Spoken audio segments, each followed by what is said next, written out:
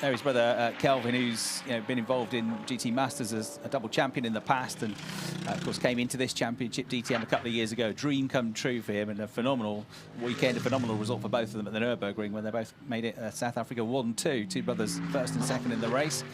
Christian Engelhardt, though it is, it's gone quickest early doors. We've only had about less than half the cars that have set a lap so far, but 1:22.946. That is a pretty quick lap pretty early on, because a 1:22.3 was the quickest lap we had across the whole of Free Practice 1. So Christian Engelhardt with a good start to the session. David Schumacher was impressive, wasn't he, in the first Free Practice session? Second quickest. He's second quickest again at the moment with a 1:23.2. We've seen Kelvin van der Linde going into the pits. He's already into the top three.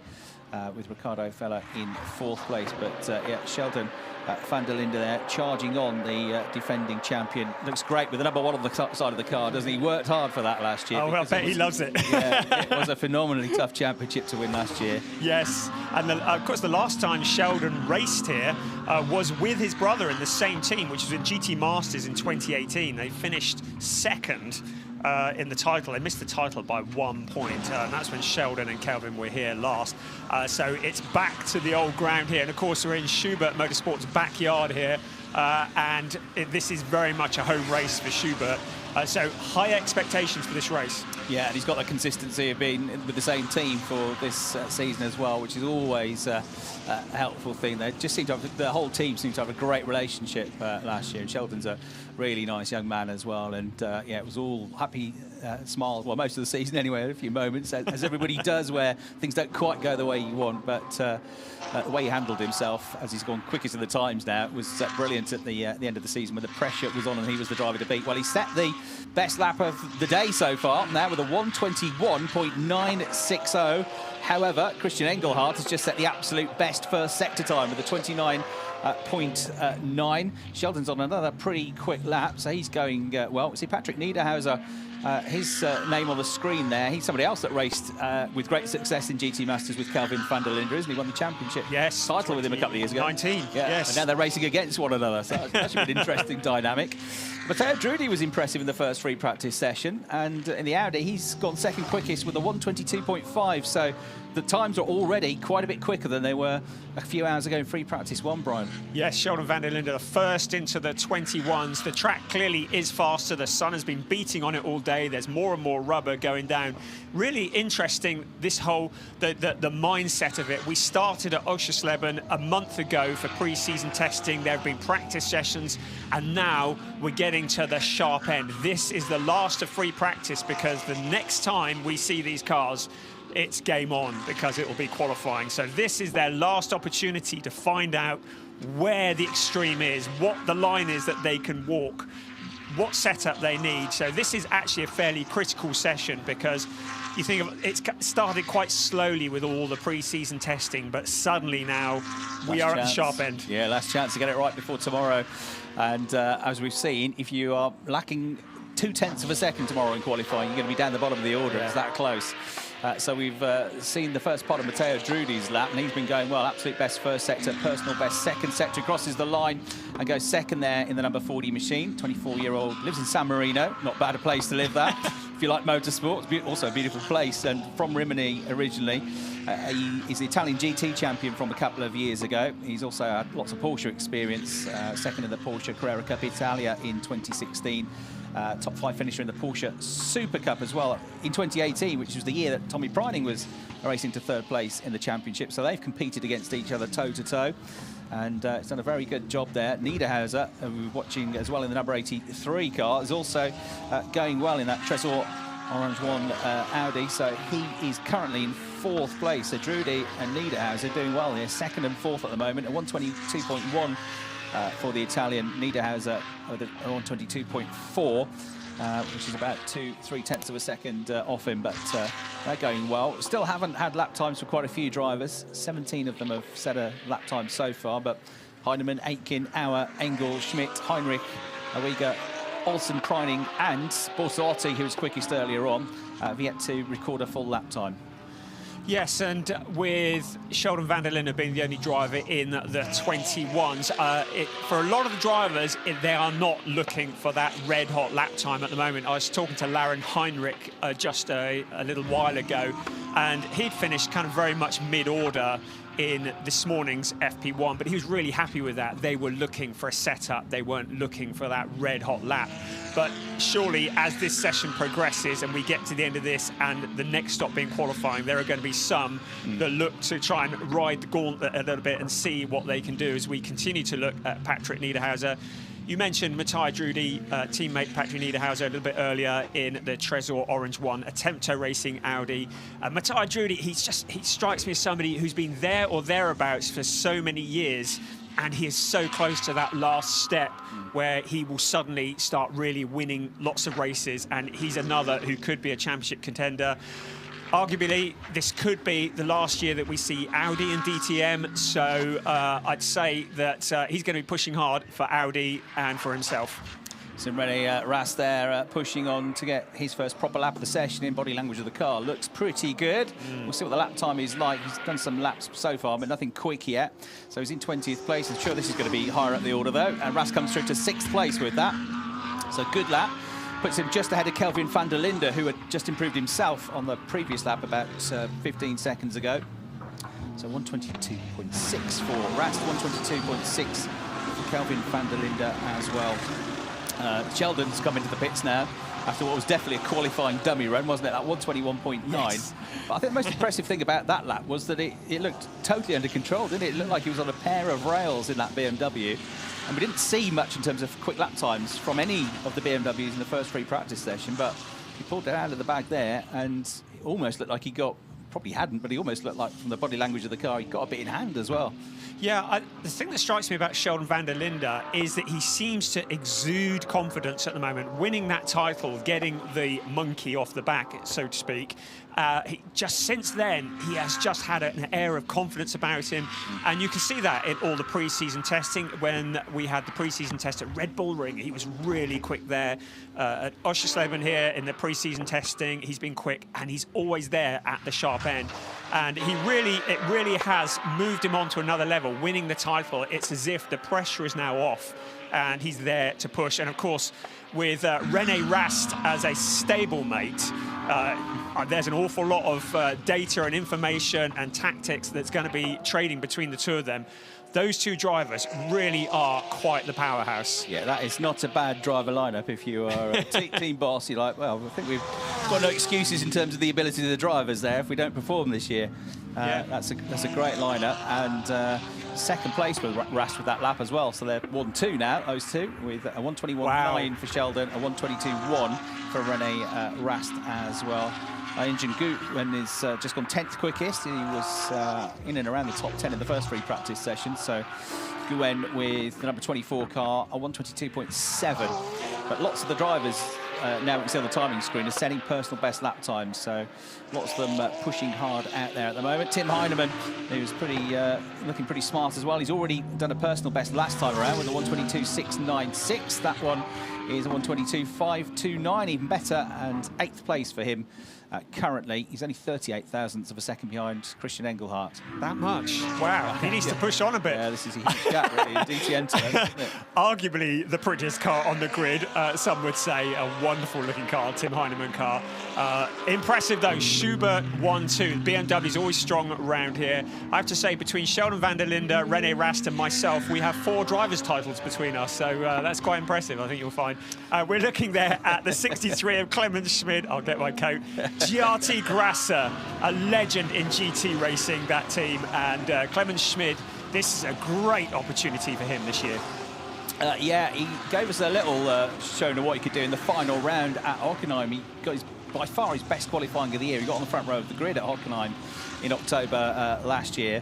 Best result was at Imola, a 6th place finish. So there's been little glimpses of what he can do, but he's a very, very experienced GT racer and Porsche racer. In the past, he's competed in championships in the Middle East in the Porsche GT3 Cup and ADAC GT Masters. He's done the podium finish in the Golf 12 Hours. So the CV and the ability is definitely there for Clemens Schmid, but the first season was a little bit up and down in terms of the results last year, but the Tyrolean certainly showed what he could do in that final weekend at Hockenheim when he banged it on the front row of the grid. Lauren Heinrich has just got himself in the number 75 Porsche up into 9th place. That puts suddenly Kelvin van der Linde down to 10th, down to 11th there, because Jack Aitken's first flying lap of the session puts him 6th. So the top 4 currently are all in the pits, except for Sheldon, as I say, it's just gone back out. But van der Linde, Rast, Drudy and Mick Viesoff with a really good lap as well. He's 4th. Frank Pereira is 5th. Jack Aitken, as I say, has just gone into the top 6 in the Ferrari, the ML Freight Ferrari. And then Patrick Niederhauser in the pits is 7th. Christian Engelhardt is 8th. Tim Heinemann is 9th. Lauren Heinrich is rounding out the top 10. We're yet to see lap times from Lucas Auer, Joseph Orwega, and Dennis Olsen hasn't put a lap time in as yet. We've still got 27 minutes to go.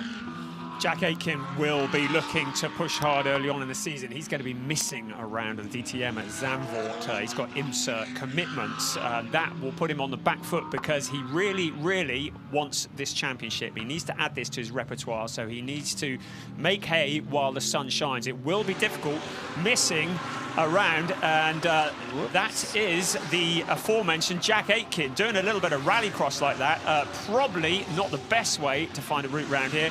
He also needs to look after that car, the Ferrari 296, a gorgeous bit of kit. They're also using that car in GT World Challenge. They are doing double duties for those cars.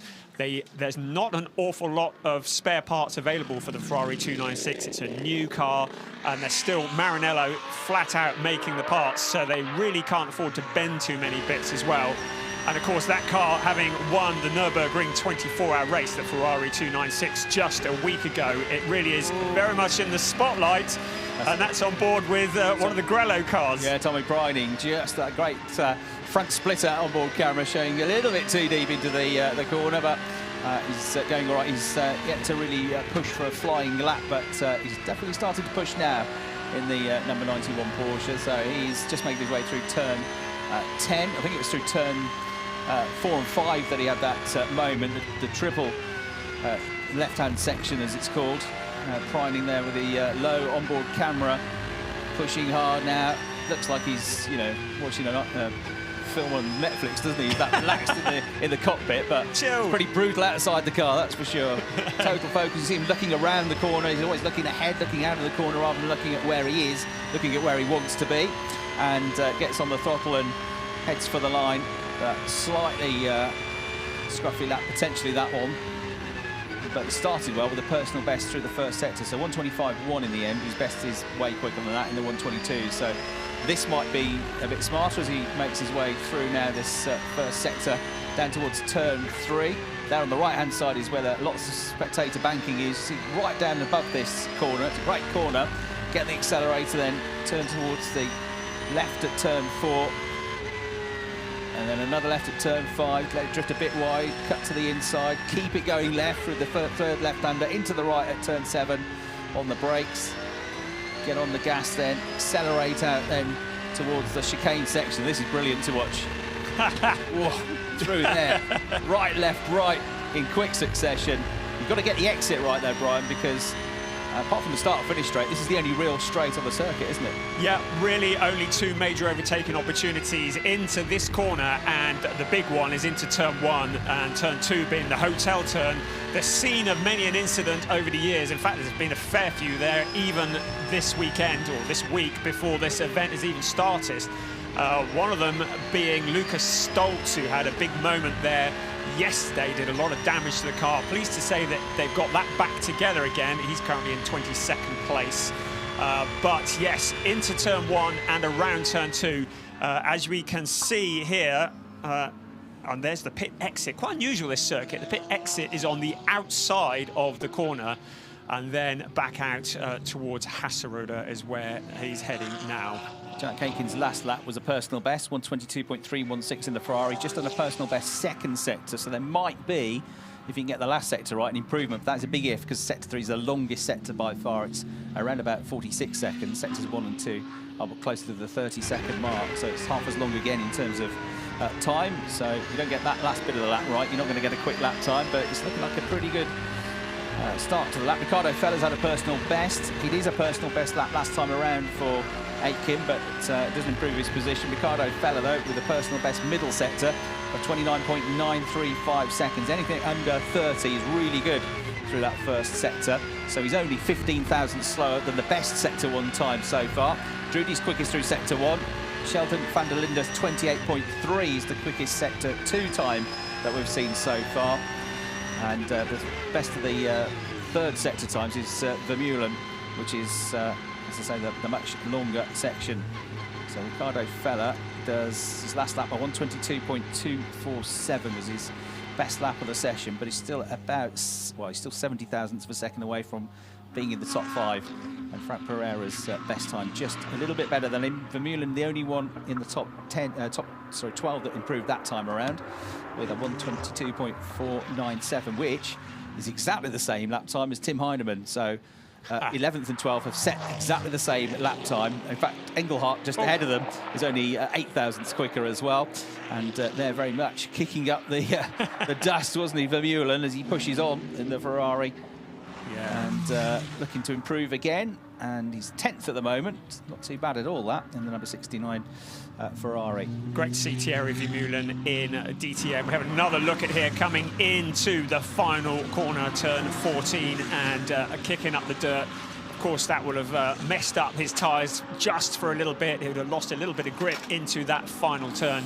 But Thierry, the son of Raymond Vermeulen, who is, of course, Max Verstappen's manager, and Verstappen very involved with that team, Verstappen.com, on the side of the car, and very much doing a bit of tutoring for Thierry, but he's really coming of age this year. Last year we saw him in the GT Masters, and it was very much in at the deep end for him, I think, last year, but he really adapted quickly, and to see him in the top 10 here in this last free practice session, impressive stuff from Thierry Vermeulen. Yeah, he's young, isn't he? He's only 20 years old, Thierry Vermeulen, so he's given away a lot of experience to some of the, or many of the drivers around him, although he's a pretty young field this year. There is one of the experienced drivers, Maro Engel, in his late 30s now, but a hugely successful CV. GT World Cup winner on 2 occasions at Macau, a Nürburgring 24-hour winner, and a race winner in the DTM as well in the Class 1 era. But Maro Engel looking good in the first free practice session, that's for sure, in the number 48 Mercedes. He's in the top 10 again now. He's just ahead of Vermeulen. So see what he can do. There is Marco Wittmann going over the start-finish line. We didn't see much from in terms of quick lap times in the first practice session, but Marco, double champion, of course, he's definitely going to be a factor this year. The Project 1 team that he's now with.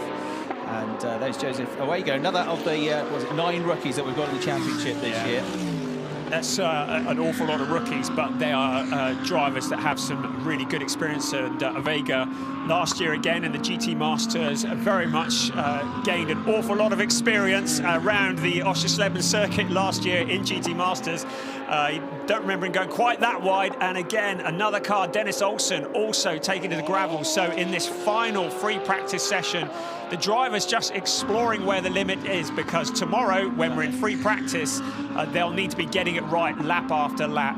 Interesting that the only driver to have not put in a competitive time so far is Lucas Auer, so I don't know whether Luggy's got a problem or whether he's just saving himself to late in the session, as we again look at Joseph Owego going wide out onto the dirt. And here we go, rehearsal pit stops.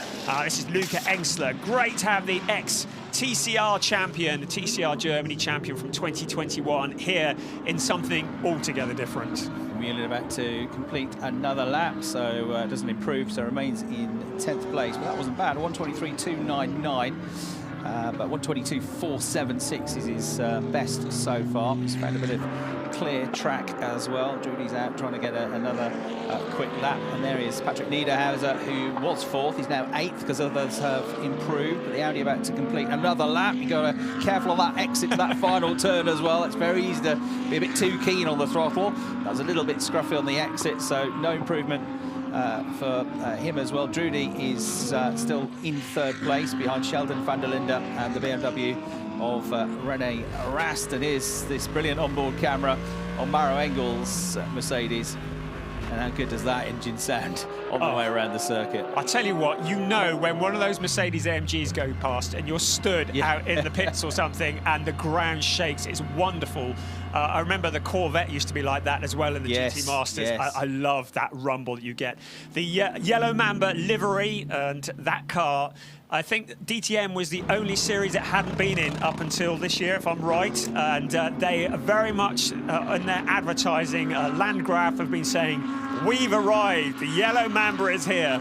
And it's a wonderful car, sounds great, looks great, and we've got some really good cameras on it for this weekend. Yeah, you talk about the Mercedes, that's got to be one of the top 3 sounds in the world, hasn't it? V8, a V8 rumbling along, it's brilliant. Yes. Alessio Delayder put his best lap of the session in last time around, 1:23.8. So we see if we can improve. Not quite. That's pretty close to his best lap time. But again, they're not necessarily going for qualifying type runs here. You also still got to use this 45 minutes to make sure that when you get to tomorrow afternoon, the car can hold up, the tyres can hold up with the setup that you're running for a good long period of laps, because you've got to have a car which is going to be capable of getting you through to the pit stop and then through to the second half of the race after the pit stop. So the pit stop's been between 20 and 40 minutes in the 60-minute plus 1 lap races. So Alessio Delayder, the Italian, in his 2nd season of DTM.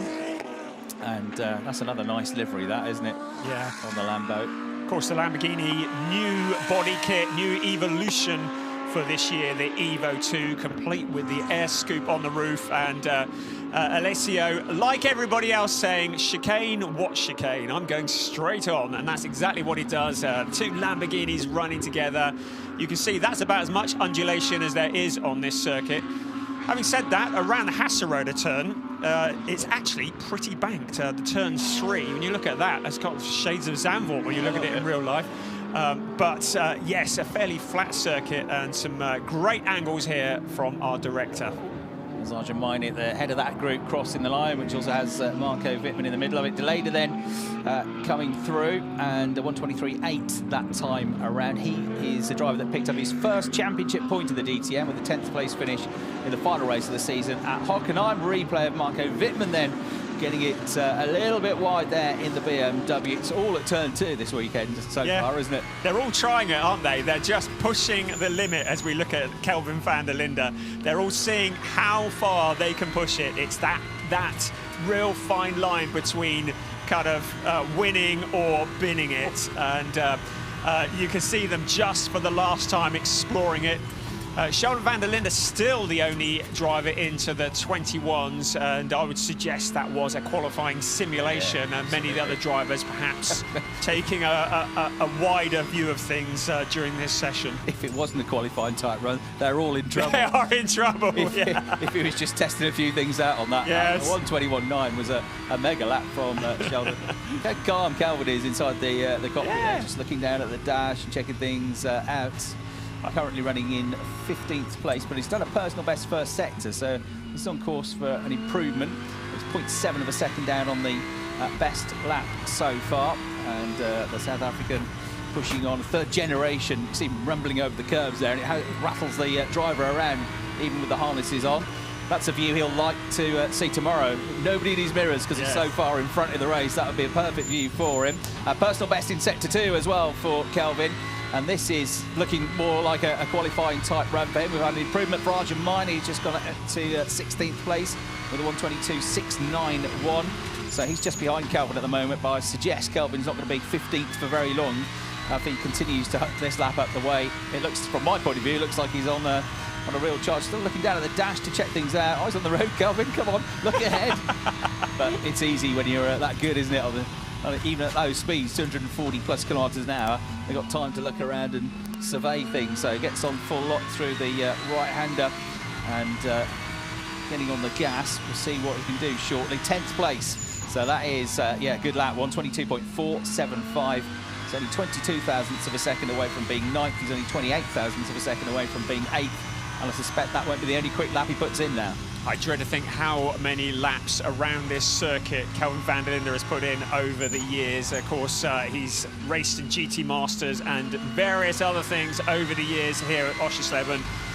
He'll probably want to forget one of his last times he was here when he had a big incident. We saw it on the opening graphics where he had a start line incident and wiped out half the field in GT Masters. But apart from that, he has seen an awful lot of success here at Oschersleben along with his brother Sheldon. And he knows his way around here very well. You can see how calm and relaxed he is.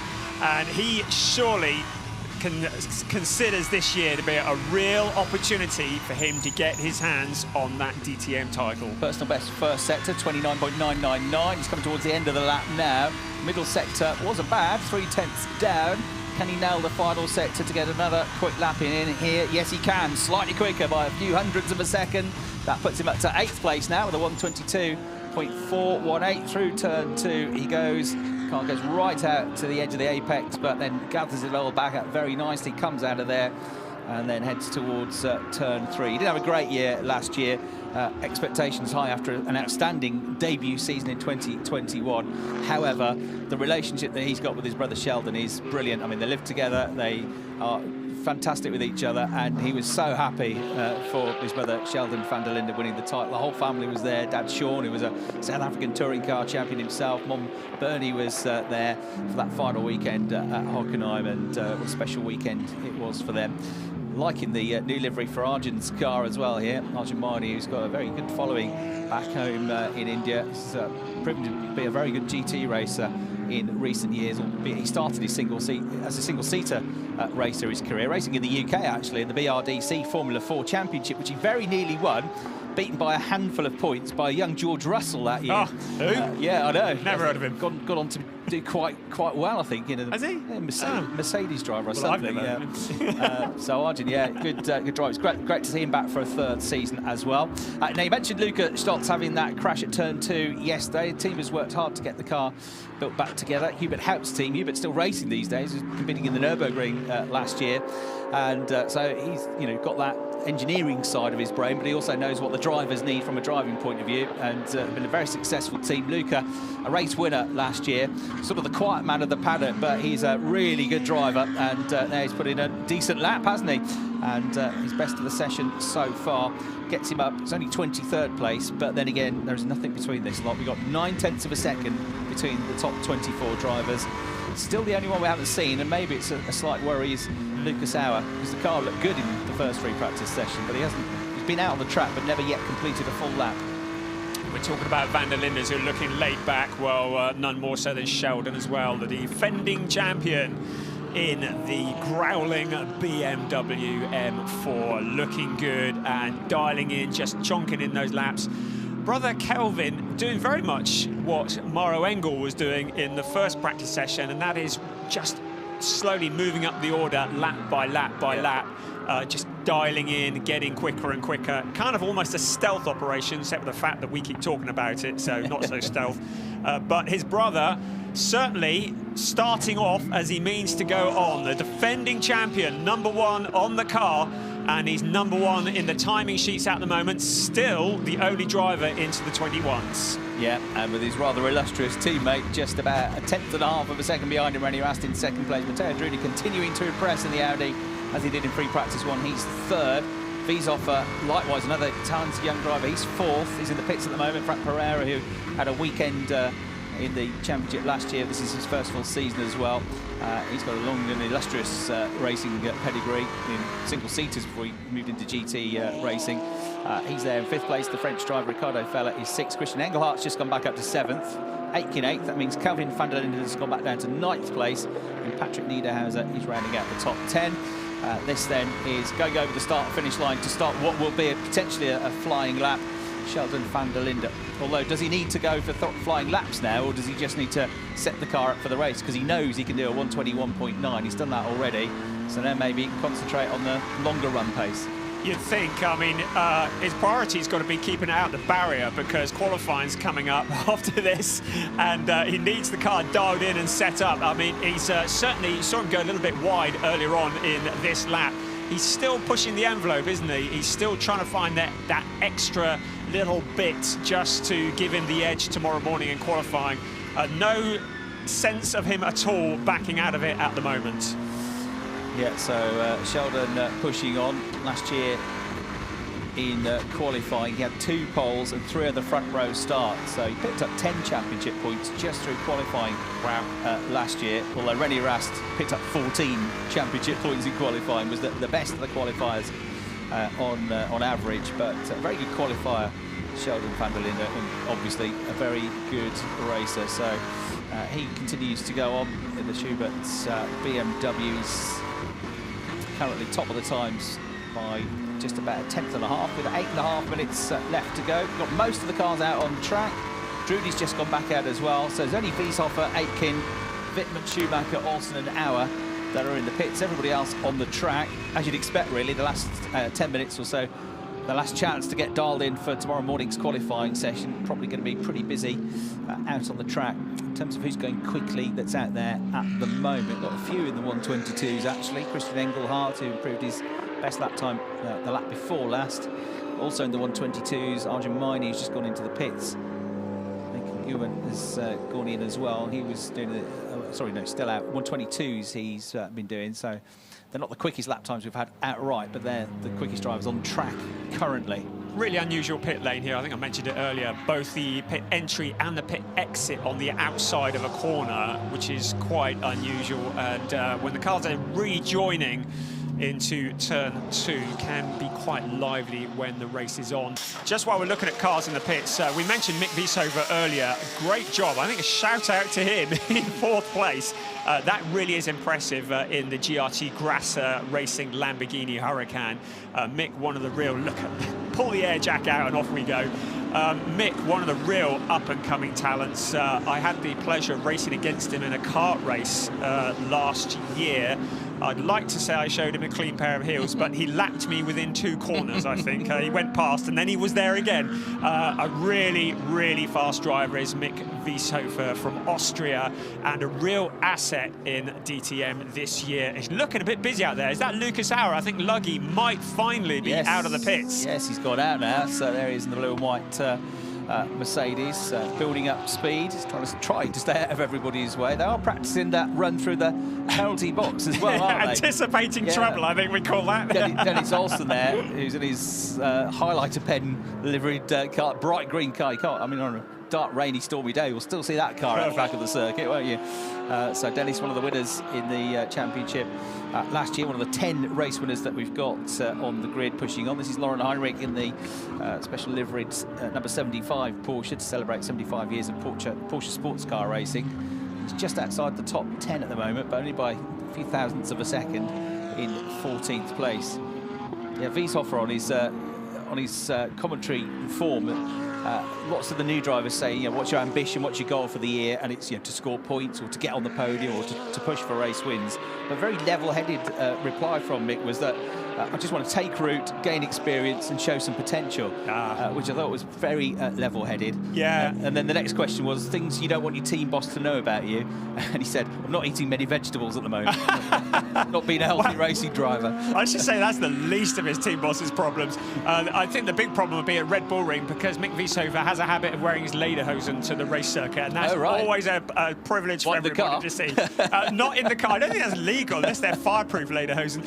But yes, a real character. And if you are ever at a DTM event, he's a guy well worth seeking out and going and saying hello to. He'll thank me for that later, I have no doubt.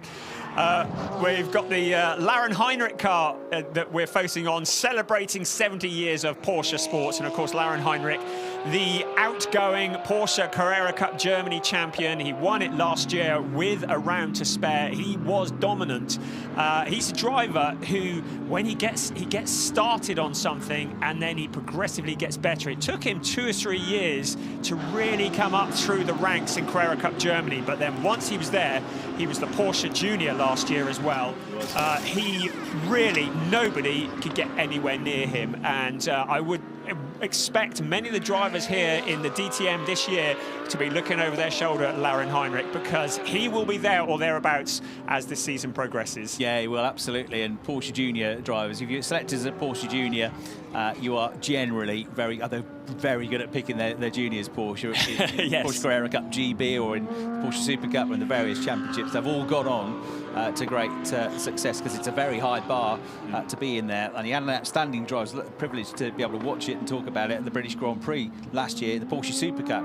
He won that race, supporting the Formula 1 Grand Prix at Silverstone, on his way to 3rd place in the Porsche Super Cup. Right out there, the Lamborghini of Frank Pereira, 5th place currently, and well, 2 Lamborghinis up there, not necessarily the 2 that you would have expected to be up there, given how well Bortolotti went in the first free practice session, but he's maybe been a bit more circumspect in this one, but the other 2 are absolutely flying. Pereira there, flying through. He's just behind Nick Vizov for their 4th and 5th at the moment. Pereira's another driver with a lot of experience in different championships, going all the way back to interesting days in single-seater racing, because he has raced against a certain L. Hamilton that now races in Formula 1. Yeah. So this is back in the day when he was racing in Formula Renault, which was 2005. So without giving his age away, that's 18 years ago now. But he raced in the Formula 3 Euro Series. He did start young, didn't he? Yeah, 4th, maybe. 4th in the championship in the F3 Euro Series, the year that Hamilton utterly dominated it, in all fairness,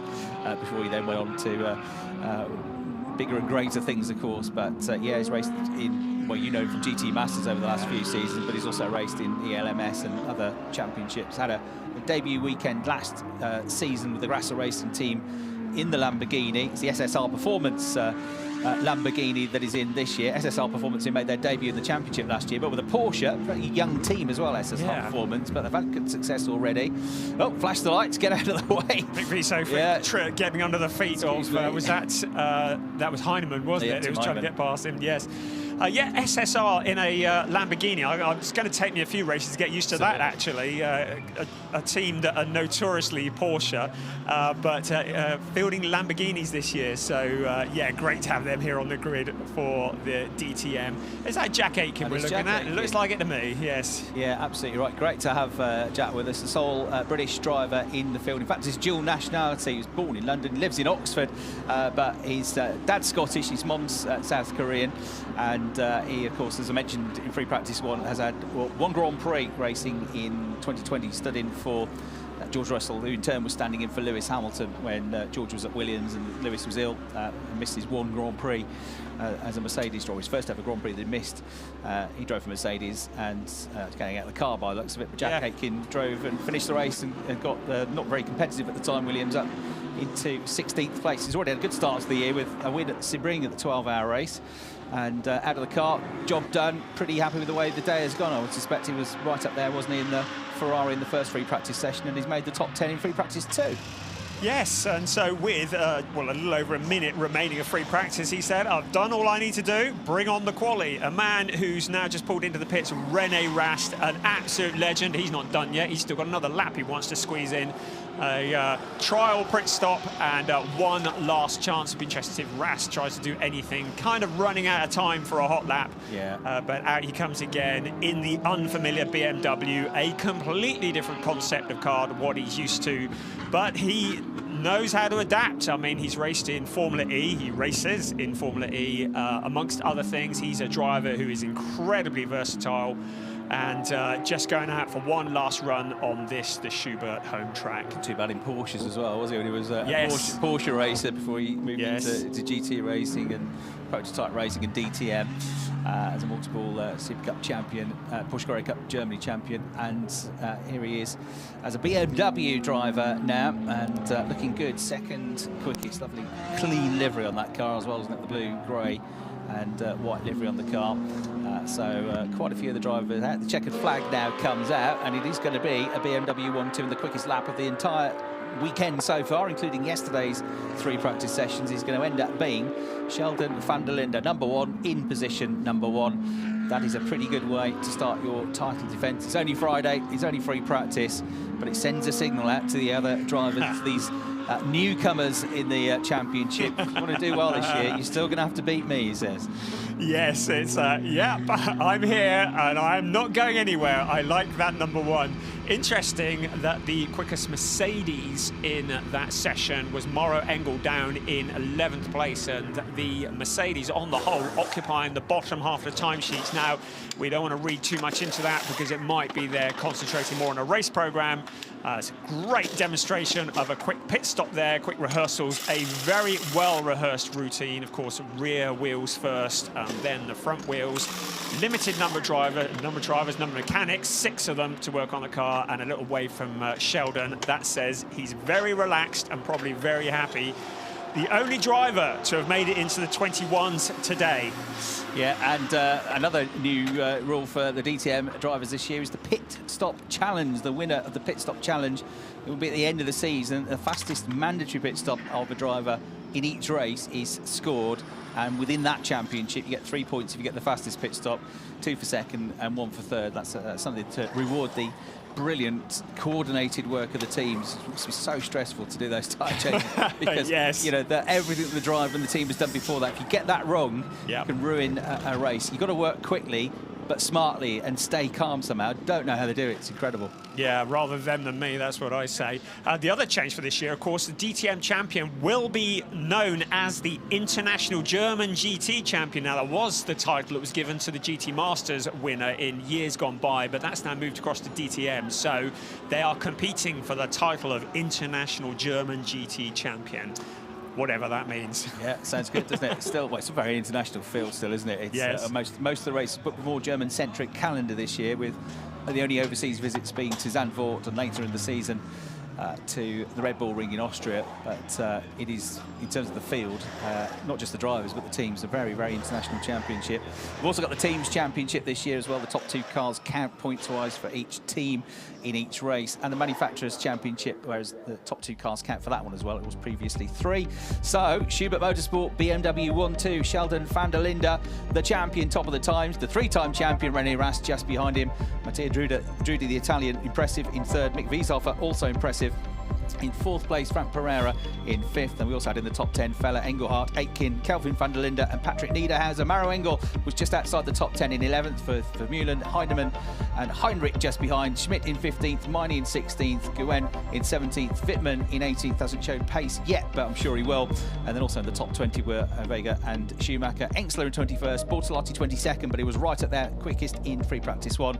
Olsen 23rd, Stoltz 24th, Preining 25th. They're all surely going to be up there in the mix when we get to qualifying tomorrow, as I'm sure will be Lucas Auer, who didn't set a lap time in that session. So that is all of their practice running done from yesterday, from today. Next time they're going to be going, it's going to be in Anger, and it's going to be for 20 minutes of qualifying tomorrow morning at 9:45 to set the grid for the first of 16 races in the 2023 championship. And there, Brian, cool as a cucumber getting out of the car after his session, was Sheldon van der Linde with the number 1 on the car.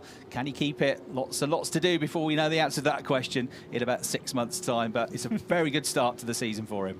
He is going to be going to bed feeling quietly confident tonight, but rehearsals are all over, practice is all over, now the rubber hits the road. Absolutely right. Thanks very much indeed, Brian Oliver, and me, Chris Hartley, will leave you to enjoy the highlights of that free practice session. We'll talk to you again tomorrow morning. The start time for qualifying local time is 9:45. We'll be on air before that to bring you the build-up to the start of a brand new DTM season. Thanks for watching.